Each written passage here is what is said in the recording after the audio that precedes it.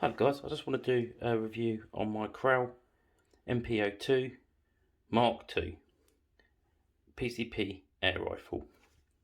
Okay, so the first one we're going to start off with is features of the rifle. Okay, so what do you actually get with the rifle and what features are on the rifle? So the first thing that we'll start from is from the butt. Okay, and you get an adjustable butt pad that is also rubber.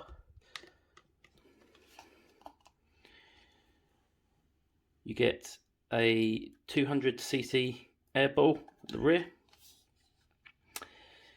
It is a side lever cocking multi-shot rifle. Gets a walnut stock, a very nice walnut stock actually. A metal adjustable trigger. You get the sighting mounting system. It's actually pretty good on this rifle. It's a Picatinny rail sighting system and a dovetail sighting system, so you can either use both. You can either use dovetail mounts or Picatinny rail mounts. It has a power adjuster just here, so you can adjust the power up and down. You have another smaller PCP air bottle at the front, and you have your dust cover here. Okay, you've got your air gauge there to tell you how much air that you have left in the rifle. Has an 11-inch barrel, and it comes with a air stripper. Okay, this is removable and it's a 1/2-inch UNF thread where you can mount a suppressor if you wish to do so, but we'll come on to that more later.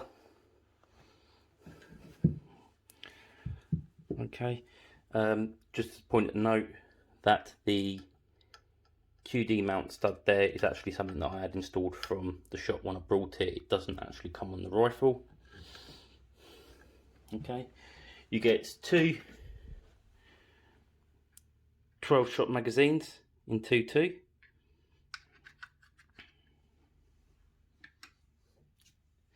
You get a single shot tray.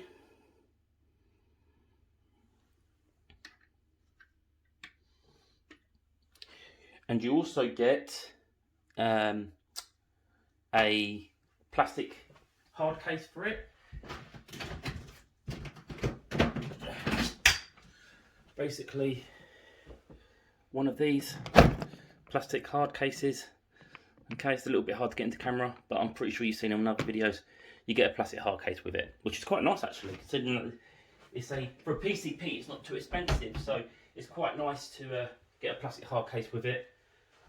You also get your probe feel for the rifle. I've got this on my pump at the moment, but you get the probe feel for the rifle. Just take it off. So there you go, your probe feel, and then you also get a bag of spare seals for like the probe and stuff like that. Okay, so that's pretty much the features of the rifle. We're going to now move on to the buttstock and talk a little bit more about that. So moving on to the buttstock, Kral's done a really good idea, I think, with the buttstock to try and cut down cost, I believe, with not using as much wood on the rifle. And basically what they've done is they've used a 200cc bottle, part of the PCP air system on the rifle, as the actual stock, which is a really good idea, I think. Personally, this obviously is going to give you more shots per fill, because you've got a nice big body bottle on the rear of the rifle. Okay, and then you have a plastic cover over the top of the body bottle. Okay, so you don't basically have to put your face on a freezing cold bottle when you're shooting. All right, and this works quite well. This is the only plastic part on the rifle. It feels to be of good quality. I don't think it's going to break or anything like that. You know, that bit's doesn't sound hollow or anything, so it's pretty good. The rear of the butt has a nice rubber pad on the rear of the butt, and the actual butt itself is adjustable. Now I do find this to be a bit stiff, trying to adjust the actual buttstock. However, I never really move it. This is only for the purpose of this video that I've actually tried to adjust the actual butt. But I did find it to be a bit stiff when I was trying to do it. Okay, so you do need to be a little bit careful with it. But there you go, you can adjust it up like that until it locks, and you can lock it into place, or you can adjust it down like that. It has multiple settings on it.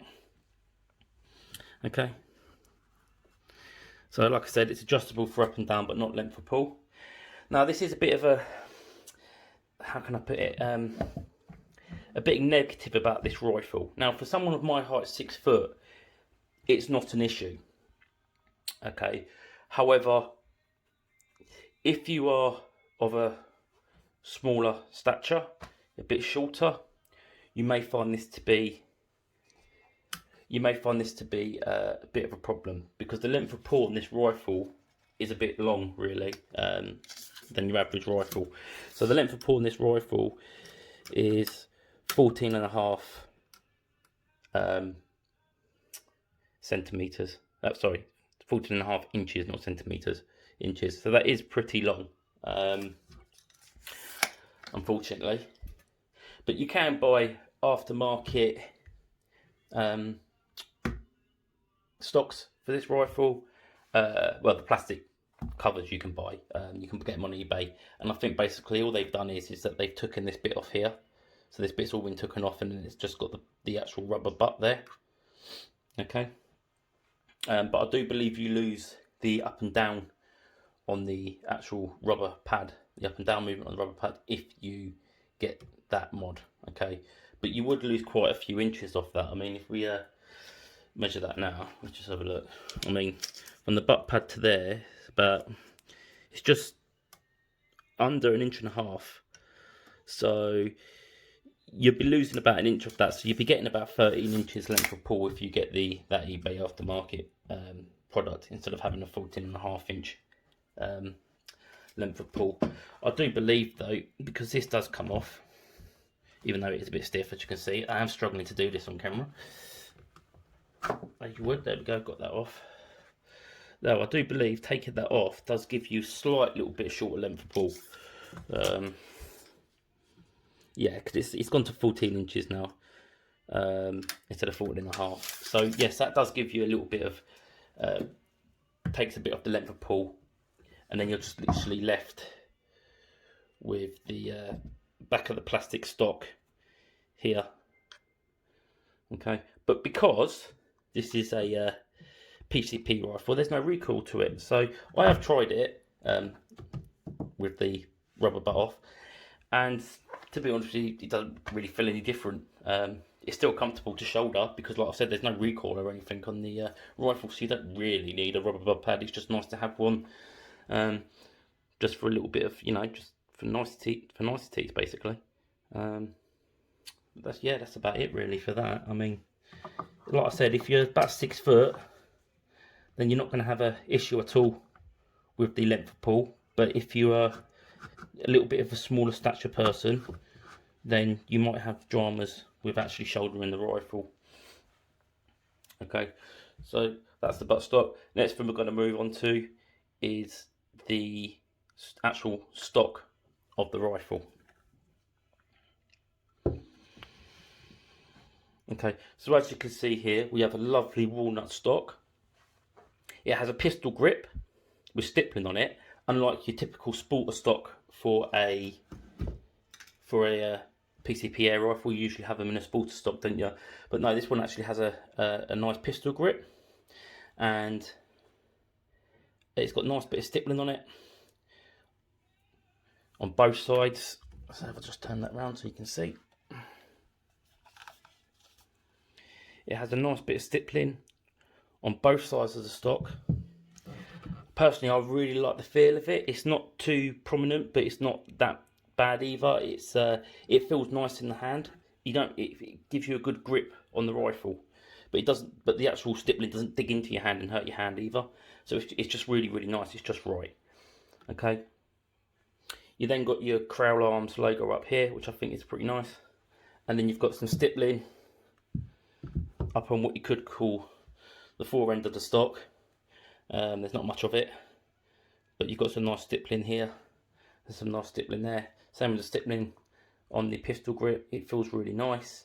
It's not too much, but it's not too less. It's just right. It feels good. It gives you a nice grip on the rifle. Okay. Like I said earlier, that this actual QD mount was installed by the shop that I bought it from. It doesn't actually come with a QD mount for a bipod. Okay.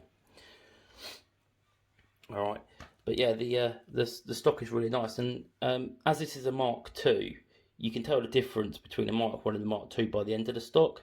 The Mark I's got more of a, how can I put it, like a curved end to it, well this one's a bit more straighter, so that's how you can tell the difference.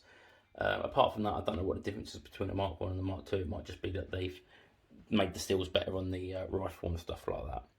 Okay, so you know, also, which is pretty good with this rifle, it's got quite a nice large base at the bottom of the pistol grip, which is nice. So if you're shooting prone, if you manage to get low enough, you can actually rest the rifle on the pistol grip if you choose to do so. You may damage the wood on the stock, but that's up to you if you want to do that or not. But it will give you a more firmer, stable firing position if you do that. Okay, personally I don't do that because I do have a bipod for the rifle. And there you go, round here. It's a really, really nice stock. You know, the only thing that I dislike about it a little bit is that, if you can see here, it's a little bit thin, and I worry that that may break. But I think as long as you look after your rifles, what you should do, it should be fine. It shouldn't break. But yeah, apart from that, it does seem to be a really good quality walnut stock. Really, really nice. The only thing, really, what Kral should have done really with this is they should have put some lacquer on it or some varnish on it, because it does feel like the wood's been untreated. So it's okay if you're like me that just shoots target with air rifles and doesn't actually go out in the field and hunt. But if you're a hunter, you might want to put some varnish or something over this stock to protect it, because I do believe it hasn't been varnished at all. But I mean, that's probably one of the reasons how they've managed to keep the cost down in the rifle, isn't it? Okay. But yeah, apart from that, it's a really nice stock. I love the feel of this stock. It feels kind of like a semi-ball pump style stock. Where basically you've got the pistol grip here, and then the fore end is so close to the pistol grip. I really like it. It reminds me a bit of my SD80 that I use at work, and I really like the feel of a ball pump rifle. Some people don't, but I do. So this makes it really, really good for snap shooting. You'll see in a video later what I mean by that. Right, but it's really, really good for snap shooting. It's really good to get the rifle on target really quickly. It's really pointable rifle with this stock. Okay, love it. Absolutely love this stock. Okay. So then we also have a safety catch up here. Okay, safety is pretty nice. It's just a flick back and forth safety. You got S for safe, F for fire. It is only on one side of the gun, on the right hand side of the gun. But it's a nice positive click. Feels pretty good. It reminds me a bit of the BSA safeties.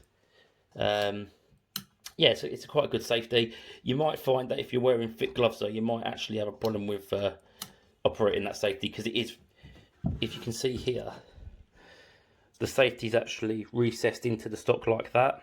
So if you're wearing gloves, you might find it a little bit difficult to actually operate the safety. So that's something you might want to keep in mind. Okay.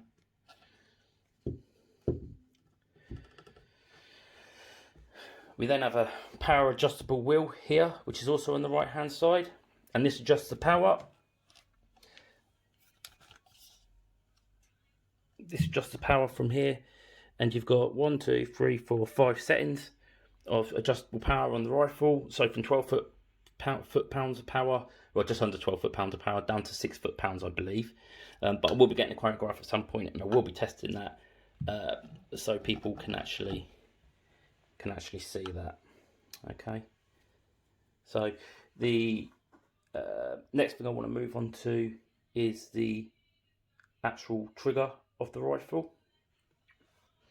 So the trigger I think is really, really nice. It has a 2-stage trigger, which I feel is really, really nice. So if I cock the rifle, it is unloaded, right, and this is quite loud. So, you know, yeah, and turn it off, put it off safe. It is unloaded, okay. So it is a 2-stage trigger. You have your first take up here, which is nice and positive, as you can see, yeah. And then you have your second stage, which is a nice action, as so there. Personally, I think this trigger is really, really nice. The trigger is adjustable. So, you know, I've heard other people say that they really don't like the trigger on the NP02 until they've adjusted it. So I do think that maybe the actual shop that I bought it from has already adjusted the trigger before I bought the rifle, because the trigger is really, really nice. It has a nice first stage. You can positively feel where the first stage stops. And then it's a nice, good, positive second stage trigger with a nice bit of a squeeze, and the rifle goes off, and it's consistent as well. It's a really, really nice trigger. Okay, like I said, this trigger is adjustable. You can adjust it. You can adjust the first stage on the trigger, and I believe you can adjust the poundage of the pull of the trigger. Okay, you'd have to take the stock off to do that, because there is no way of doing it with the stock on. You do have to take the stock off. Have a look on YouTube. There's a guy who's done a video of it, and he's done a really, really good video on how to adjust the trigger. The trigger blade itself is metal, which is nice. It's not plastic. It's a nice metal trigger blade. It is curved. Personally, I think it's just a really, really nice trigger. Just make sure if you do get it and it hasn't been adjusted before you buy it, just take the stock off and adjust the trigger. It's quite easy to do if you watch that YouTube video I just mentioned. Okay, and you get a really, really nice trigger. Okay, so moving on, we have the side lever here, which is the way you cock the actual rifle with the multi-shot magazines. Okay, so it's a really, really nice cocking feeling on this gun, if that's the best way I can describe it. It's really, really nice. It's the cocking handle spring loaded, so if I release it, as you can see, it just springs up like that, right, to aid you, and then it's a nice positive pull on the cocking handle. It feels nice, you know. It doesn't take too much strength to do it. It's not notchy or anything like that. It's just a nice positive feeling, and it's just a really, really, really nice cocking handle on the rifle. It is made of metal. There's not really any wobble in the cocking handle. There's a little bit, but there's not too much. Okay, and obviously you can see here that the linkage arm from the cocking handle to the pellet probe here. Okay, and then it's a nice push down back into the place where it's supposed to be. It's just a really nice cocking handle. You know, the one thing you do have to be careful of, though, and you will notice this on some of the videos when I've been shooting, and this is a bit of a downer to the actual cocking aid of the rifle. Okay, obviously, because the cocking handle is spring loaded, as you can see there, sometimes what will happen is, yeah, you'll go to cock the gun. It's not doing it now because I've obviously already cocked it, right? But you go to cock the gun, right, and you'll see it on some of my videos, and you'll lose your grip of the cocking handle. So you'll cock it and it'll spring forward a little bit, and then you'll end up putting 2 pellets into the breech, and you will see me do that on actually a couple of the videos that I've done. If you watch, you'll see where I've gone to cock it, and then it's kind of like gone back on itself and loaded 2 pellets into the breech, which is a bit of annoying. So that is something you do need to be wary of on that. Okay. Also, when you mount a scope, because of the way the magazines sit on this rifle, as you can see, there's a magazine here. This magazine is unloaded. Okay. You load the magazine in from the right hand side. Yeah. It's got no pellets in, so that's why I can't push the probe forward or shut the cock and handle, because it does have a last round hold open basically on the last pellet to let you know you've run out of pellets. Okay, so you don't waste air. But as you can see there, the magazine does sit above the actual rail, so you do need high scope mounts for this rifle. Okay. Right, what I'm going to do now, I'll just show you how to unload it first. You unload it by pushing the magazine out from left to right, as so. Right, and you can decock the rifle by holding the cocking handle about halfway and then pulling the trigger. Right, and then there you go, the rifle is now decocked. Okay, so one really good thing about this rifle, and I think all side leavers should have this, is that the cock and handle is on the left hand side. Now for a rifle that's so short and compact, and the way it is, you can get a really good rate of fire by where the cock and handle is, because you can keep the rifle on target and keep looking down on the sights as well at the same time when you're cocking the actual rifle. So you don't actually need to come off from target, and you don't need to take your right hand off the actual pistol grip to cock the rifle. Okay, so it's really good for quick, accurate shooting at short distances, and really good for snap shooting. You'll see a video now that I'm just going to show you of me actually shooting the rifle. It's only at a relative short range at 10 meters, but you can see that I'm shooting multiple targets with keeping the rifle in the shoulder, looking down the scope, and working the action quite quickly. So I hope you enjoy that. Okay.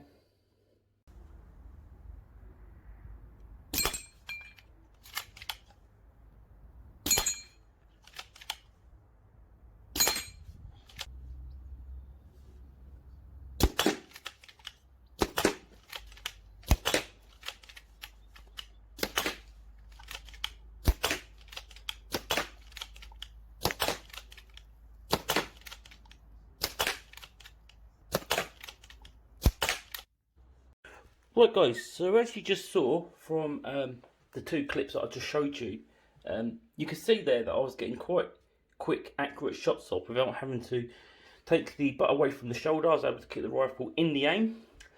I was also able to keep my eye on the target by not having to take my face away from the scope when I was cocking the rifle. So there you go, the proof's in the pudding. You can get quite accurate shots off at a relatively short range quite quickly without having to actually really disturb your position too much. Okay, I mean, that's all well and good at close range. You know, it's not particularly too difficult to do that. However, you've got to think of the possibilities here, especially if you're a hunter, where this might actually apply more to you. Imagine you're in your hide, I think that's what you guys call it, isn't it? A hide, and you've got your rifle on a bipod in a nice stable position, in the prone position, and you've got your quarry, whatever it is, I don't know, squirrel, rabbit, crow, whatever, I don't know, pigeon, and you need to get 2 quick shots off. You can do this with this rifle just because of the layout of the rifle, where the charging or cock and handle is, and how stable the rifle is just by how short it is, basically being on a bipod. So you'll be able to get quite quick shots off at quite a relatively quite a decent distance, I suppose. You know, and especially if you've got it on an FAC where shot placement is not so key, you know, you'll be able to get quite quick shots off. I'd say at least 20 meters quite quickly. Okay. So yeah, it's good for snap shooting, and that's a good thing. Obviously, rifles where you've got an actual bolt action at the rear, where you have to take your right hand off the pistol grip and then cock it, then put your hand back on the pistol grip, get your finger back on the trigger, realign your sight up onto the target. It takes a bit more time, doesn't it? Okay. And for just a target shooter, you can see there I was having a bit of fun doing that, you know, little milk bottle, racking off 12 rounds really quickly, yeah, and just having a bit of fun. Okay, so just moving on from that now, next thing I want to go into is the actual feeding system of the rifle, which is the magazines. And Kral was kind enough to actually provide you with 2 magazines with the rifle. So that's pretty good. I don't know many manufacturers that do that, that provide you with 2 magazines. Okay, and they're 12 shot for 22, and I think they're 14 shot for 177. And you get a single shot tray. Now, to be honest with you, I don't particularly like the single shot tray too much. It is supposed to make the rifle more accurate, but it is fiddly to load, and it is quite stiff. And unfortunately, I'll show you, if you get a pellet, right, and you put the pellet into the tray, and it doesn't go in properly, say, like that, it's very difficult by the way it is, because you've got the sight over the top of it, to actually try and get the pellet out of the tray again. And it is a bit annoying. I mean, at one point I did actually have to get a pick out to try and get the pellet out of the single shot tray. So it's nice that kral gives you a single shot tray, but I honestly don't really like it, and I've used it once or twice and I probably won't use it again. Okay, so that's a single shot tray, but if you do use it, you load it in from right to left. Okay, so you put it in the right side of the rifle. Okay, so actually moving on to the magazines now. Yeah, I really like these magazines. Now, I hear some people bad-mouthing them a little bit, saying they're a bit awkward. You have to load them from the rear, and all this kind of stuff. You don't have to load them from the rear. So as you can see, it's a polymer magazine, 12 shots. It has a shot indicator on it to let you know. You will see this on the left-hand side of the gun once you loaded it in, and you will see how many pellets that you have left in the magazine, which is a good little idea, really. Okay, it is all polymer. Okay, basically the way you load it, it is actually pretty simple. I'm going to show you now. Yeah, as you can see here on the magazine, if I can get my camera to focus properly, you can see there's a little arrow here. Okay, so that arrow is telling you to go around clockwise, yeah? So you twist the magazine, the top plate of the magazine, clockwise until it goes no further, right? And then what you do, okay, is you get a pellet, and you keep your finger, so hang on, let's see if I can show you. So you keep your finger under this hole for the first pellet, yeah? Right, you see at the rear. So you keep your finger there, right? And then you load the pellet into the magazine, and then as you can see there, the pellet's in there, yeah? Sorry, the camera's not focusing very well, but you can see that the pellet's in there, yeah? And all you need to do is move the magazine anti-clockwise until you get to the next pellet slot. Now, you don't need to keep your finger there, okay? And as you can see, I loaded it in the right way, not from some weird way that people talk about, to load it in from the rear of the magazine, all this kind of stuff. Okay, and then all you do is you put your pellet in like that, yeah, till you get to the next one. It's quite difficult to do on camera. To the next one, and basically you do this until all 12 shots are loaded, and then by the time all 12 shots are loaded, you twist the plate back round to there, and you're ready to go. All right.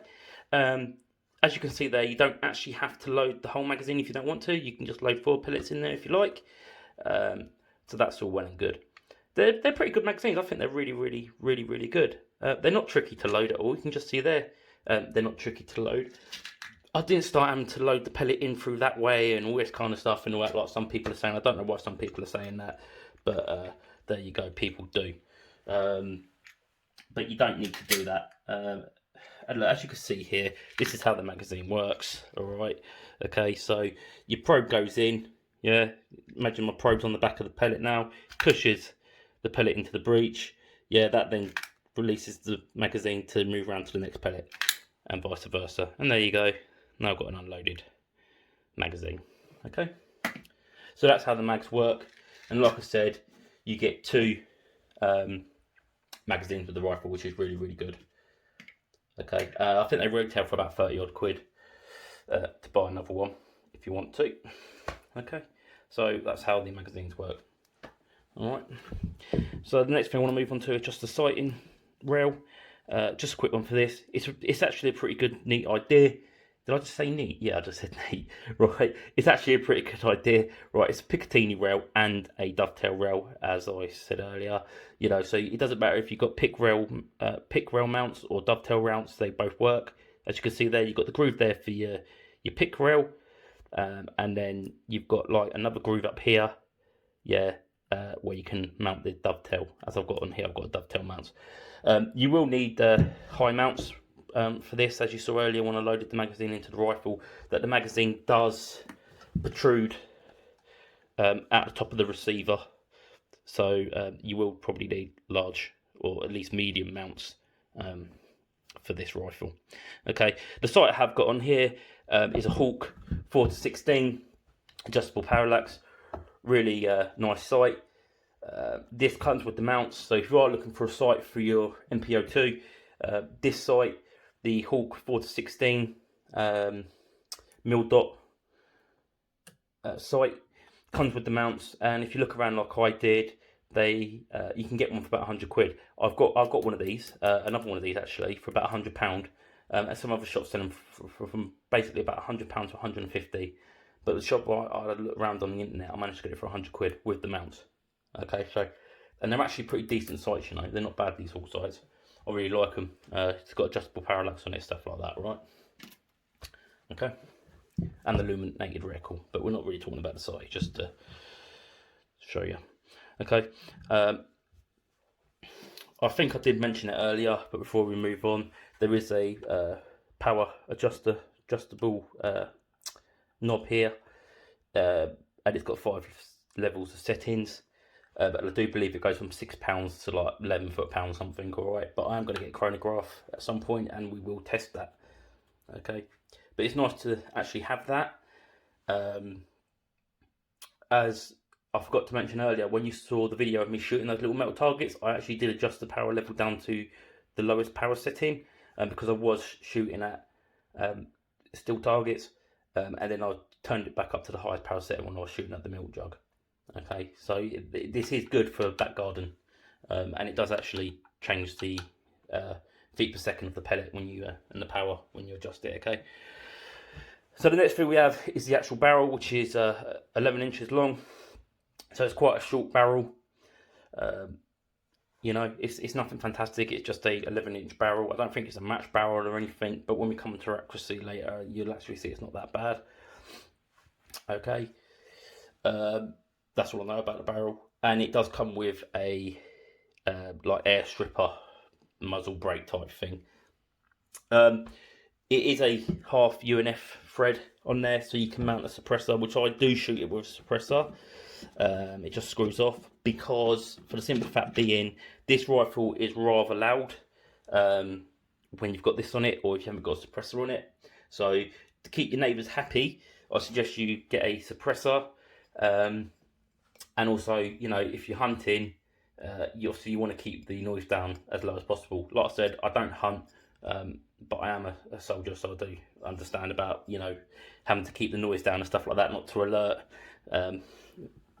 you know, what you're trying to shoot at around you. Okay, right. Anyway, so I personally use the SAC moderator. This one did actually come with this rifle with the Running Sunshine package, but if you actually look at my other videos, you'll see that I've got SAC moderators on my rimfire rifles.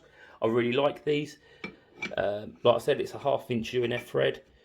I have done a video on the SAC mod if you want to have a look at it. They are pretty decent mods and they retail for about 40 quid.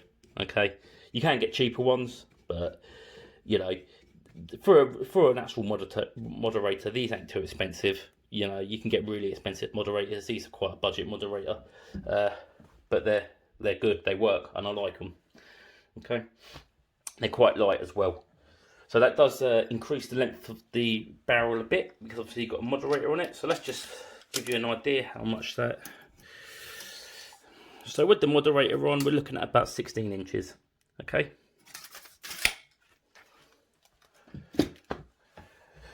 So it's the size of a normal length barrel, really, with the moderator on. Okay. We have a barrel band here, which is made of metal as well. Like I said, there's nothing on here really that is actually plastic, apart from the stock cover, That's the only plastic bit on this gun. Everything else is wood and metal.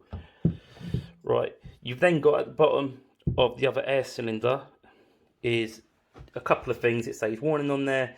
It says use only dry air. So obviously with your pump and stuff and that, you want to make sure you've got a filter on it to filter moisture and oil out. So it says max is 200 bar, and then the actual how much you can fill the bottle up to is 530 cc, and then you've got the manufacturing date, which this rifle was manufactured on 10th of the 2020. Okay, so October 2020, right? But yeah, so it's a pretty decent rifle. You've got your air cylinder here. Right, sorry, I'm trying to get it in so you can see it. You've got your air cylinder here, and you get about 200 shots per fill. That's one thing I do not like about this rifle, is where they put the actual how can I put it, the gauge to let you know how much air that you've got in the rifle. Okay, I don't like that. All right, because you do have to look down the dangerous end of the rifle, which is not great. Okay, however, I filled this rifle up to 190 bar when I was shooting yesterday, and I shot roughly about 50 pellets for the rifle, and it's now on about 100. It's on about 160 bar after 50 pellets, right? So you get quite a lot of shots per fill with this rifle. It's about 200, okay? And the way you fill it up, right, is by either a stirrup pump or a compressor or one of those diver bottles. Personally, a lot of people say you shouldn't use a stirrup pump because, you know, it is quite a lot of air that this takes. What I find is I don't let my gauge go down below the green. And I don't have an issue with actually pumping the rifle at all with a stirrup pump, with a hand pump basically. I find it quite easy. I'm not a particularly unfit individual. I do have quite a decent level of fitness, so maybe that's why. I don't know. I wouldn't recommend using the hand pump if you have a heart condition or if you've got lung problems. You probably will struggle a bit with it then. But if you're in relatively good shape, just basically relatively fit as a young person, it won't be a problem. Okay, as long as you don't let it go down past the green. Okay, most of the horror stories I've heard is because it's where people have let the rifle go down into the amber or into the red, and then you have to really start pumping it up. So basically it's quite simple to do. So the way you do it is, if you've got a dust cap here that you can twist round until you find the hole, which is here, and there's one back at the bottom here, right? Or what you can do, if you don't want to use the dust cap, is the dust cap, which is metal, does actually just pull off the end of the rifle, as so.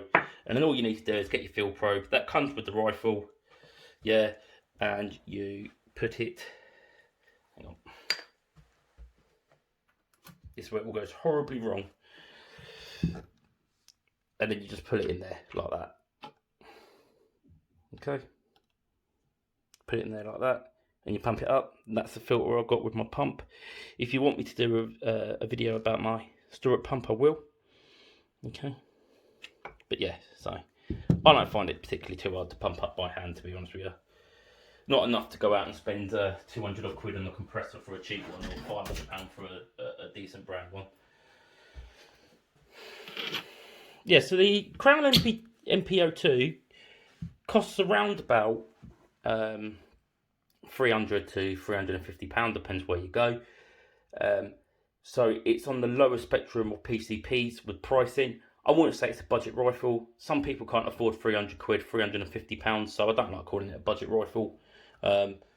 Because for some people, that is actually quite a big budget.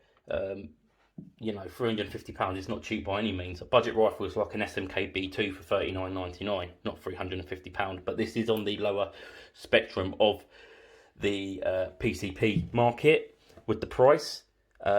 Basically, in the video that I've done with the Ronnie Sunshine package, as you saw, I've got all that scope, moderator, bipod and all that for about 500 odd quid, which it wasn't bad. You get everything that you need to start shooting. I'm really happy with this rifle. You know, I'm actually really happy with it. Okay, you know, it costs 300 odd quid, but it feels to me like a £600 rifle. It's really nice. So I'm going to show you now just a bit of accuracy. Now, usually I'll shoot this at 10 meters in my back garden, but, and this is a big but, I actually did measure my garden yesterday, and my garden is actually 12 meters long, and because I've got a bench rest to shoot, I can shoot in my kitchen, and then my kitchen's 5 meters long, so it's about 17 to 18 meters these groupings are at on the accuracy. Just one thing, it does say 15 meters on the card, but that was before I measured the garden. Okay, when I thought the garden was 10 meters, it wasn't. It was about 12 to 13 meters long. Okay, so it is actually about 17-18 meters the actual range. Okay, unfortunately I can't get out any further than that because of the lockdown. Alright, so I'm just going to show you now using different types of pellets, the type of accuracy that you can get at around about 18 meters. Yeah, you'll see on the cards, I've written on the cards basically what pellets I'm shooting at. Okay, so if you just watch that, I hope you enjoy that. And I'll see you in a minute.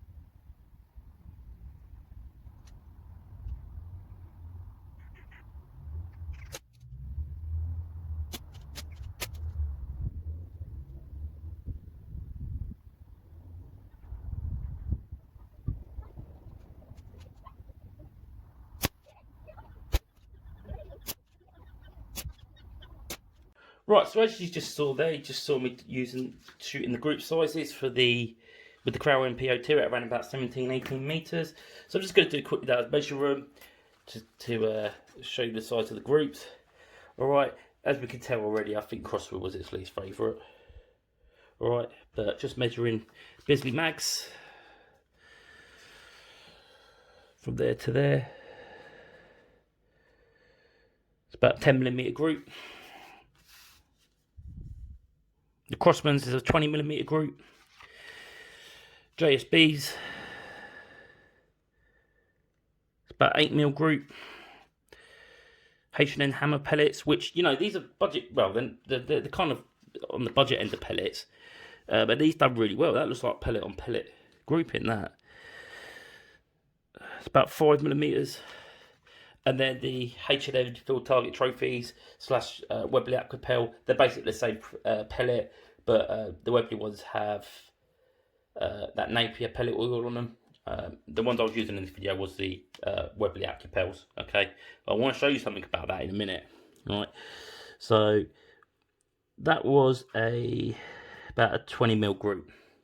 Right, now one thing I want to show you, before I'd done that, I actually done zeroed the scope. And as you can see, I've gone from there, there and there, and these were using Webley Aquapels. Now the group I want to show you, and I jest you not, 18 meters with the NP02, that group there is a 5-round group. Okay, unfortunately I didn't do that on the video, but I'm not lying, that is a 5-round group, and that is roughly well, it's not even 5 mils, I don't think. Yeah, that is a really small group. That is literally pellet on pellet group. That was like perfect shooting conditions. I had the sight and alignment correct. I had the rifle pointing and naturally at the target, everything. You could not have asked for a better shooting position when I fired that. Right, this one here, it looks quite big, but this is actually a 12 round group. So with the 12 round group, it didn't do as well as the others, but you know, it's still not bad. It's still under an inch, and it's what, about 15 mils for a 10 round group. And then we've got this one here, which is about a 10 mil group as well. Okay, so you know, it's not a bad rifle. The accuracy, it has so much potential for accuracy, this rifle, especially for the price tag, a sub £400 rifle. It's absolutely great. So you know, I really, if you're on a budget for a PCP, and you're looking to get into a PCP rifle and you want one, I'd really look at getting a kral NP02. You know, they're really good. And I mean, if you're worried about some of the things you've heard about them, like seals going and stuff like that, just go and buy it from a shop like Bonnie Sunshine's, like I did. You get a lifetime warranty on the gun. If the seals go, you can take it back to the shop and get them to replace it free of charge. So I won't worry about it. But yeah, it's a really good rifle for the price. Even if it was more, it'd still be a good rifle. The rifle was just generally a good rifle. But you know, what makes it really sweet is the actual price of the rifle. It's a fairly cheap rifle on PCP. Like I said, I wouldn't say it was a budget rifle because of 300 quid to £400 is not really a budget, is it? Like I said, an SMK-B2 is more of a budget rifle, but yeah, it's a really good rifle, and I really would recommend the kral NP02 if someone was looking for a PCP air rifle for a back garden plinker or just for a target range. I can't really speak for hunting because I don't hunt, but I'm pretty sure it can do the job. Yeah, so thank you for watching. I know the video is a bit long-winded, but I hope you enjoyed it, and I'll see you soon. Okay.